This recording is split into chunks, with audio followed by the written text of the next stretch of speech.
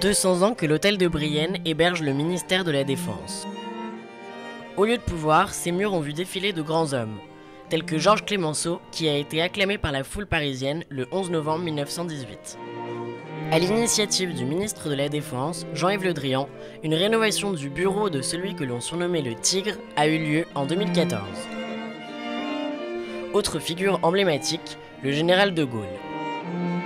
À l'occasion de ce bicentenaire, Jean-Yves Le Drian a souhaité offrir au public la possibilité de découvrir l'histoire et les coulisses de ce joyau patrimonial.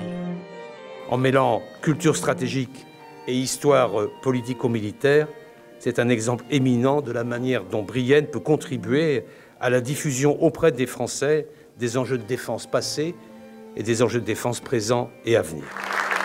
Fondée en septembre 2016, l'association des Amis de l'Hôtel de Brienne a pour vocation de contribuer à la conservation et à la valorisation de ce monument historique. Je suis très heureux que cet hôtel soit ouvert au public parce qu'il appartient à la République.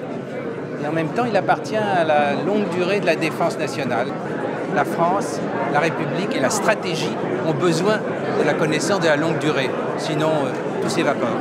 Ce lieu Brienne, c'est le symbole à la fois du pouvoir d'agir, mais aussi de la puissance qui ne peut avoir de sens que si elle s'enracine dans un passé souvent glorieux.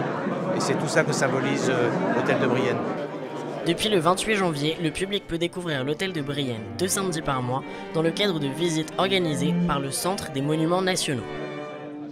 Dans la même veine, Jean-Yves Le Drian a annoncé l'ouverture prochaine du poste de commandement Jupiter, lieu majeur de la dissuasion nucléaire.